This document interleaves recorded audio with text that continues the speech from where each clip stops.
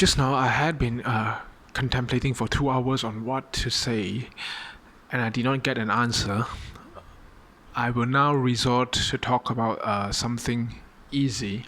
I want to talk about political philosophy. Typically, people call it left-wing politics, right-wing politics. I want to explain what are they.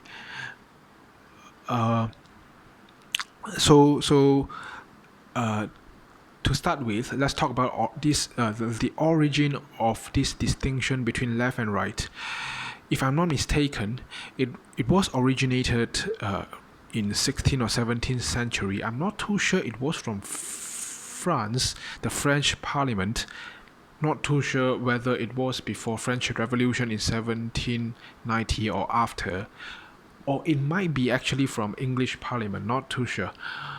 But back then, when there was Parliament sitting, typically the Parliament is divided into two: the left hand side and right hand side, and in the middle, it would be either the king or the speaker.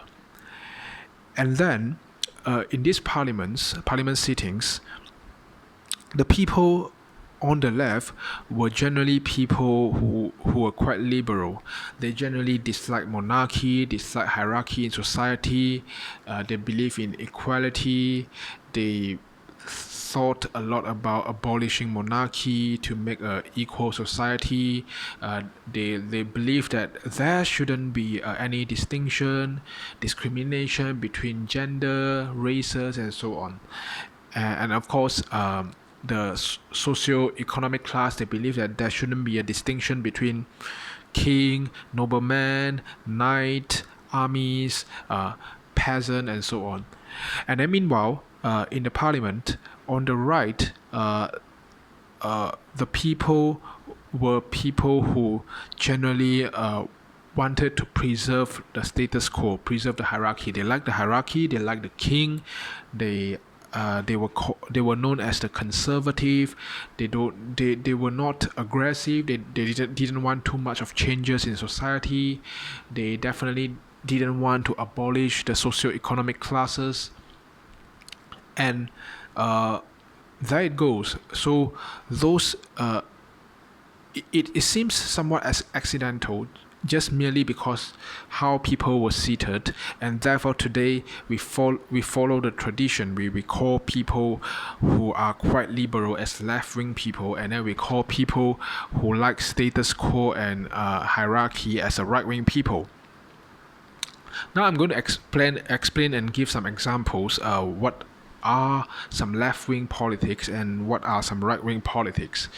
It is generally a line, a continuum. You have people on the most left, extremely left-wing, extremely liberal, and people on the most right, extremely conservative.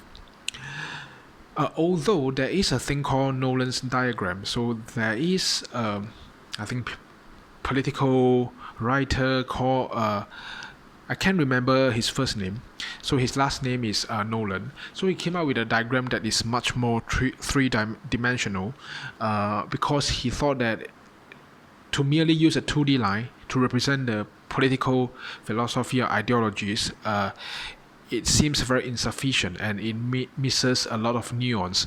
So Nolan diagrams is a diagram like a diamond shape. Besides left and right, it also has top and down. But anyway, I will just explain the simple 2D line, left and right spectrum. So to start with, let's talk about the most extreme left. The most extreme left is called anarchy.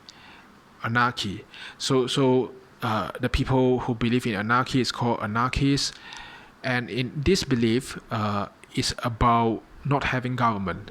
This belief is about not having central authority. It is a self-regulate, decentralized society. Of course, this utopian belief has not manifested as reality before in our real life, because you can already guess how difficult it is to have a self-regulate society, and who is going to control, I mean, the criminals, people who do bad things. And this slightly Uh, um, wait. Before that, I want to talk about anarchists. I think there was a guy called David Grable. People call him as a believer of anarchists. Whether that is true or not, I'm not too sure. So after anarchists, slightly to the right, it is still very left. It is still very left. Uh, it is communism. The famous communism originated from Karl Marx, from his book Das Kapital and Communist Manifesto. So Karl Marx wrote that the workers, the farmers, should own the means of production. It should not be owned by our bosses, employers, should not be owned by capitalists.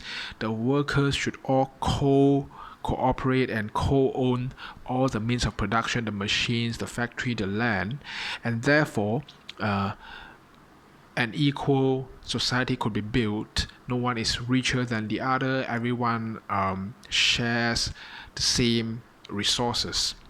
And of course, Karl Marx Karl Marx became very popular. Lots of followers really extol and adulated his idea.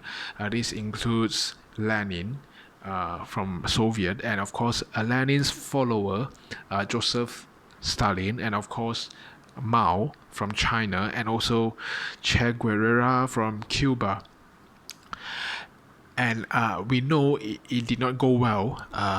Until today, there are practically still 5 countries practicing communism: China, Vietnam, Laos, Cuba, and North Korea. And technically, China is no longer communism. And then we move slightly to the right. It is still pretty left. Slightly to the right of communism, it is socialism, which is what China is practically today. And some people argue, like Scandinavian countries like Sweden, Norway, they are quite socialist. So socialist is slightly socialism emphasizes slightly less of equality than communism. Socialists still want to really still dislikes and despises a socialist still dislikes and despises inequality a lot, despises hierarchy a lot, and therefore socialist country normally tend to want to do everything they could to ensure equality, no matter in healthcare. You make free healthcare, you make free education, you try to tax the really rich capitalists a lot. But generally, the difference between socialism and communism is that socialist countries generally allow people to really start their own businesses and become rich. And after socialism, I'm talking about a very simplistic model, yeah. After socialism is most likely centrist. So centrist, as the name implies, it is center.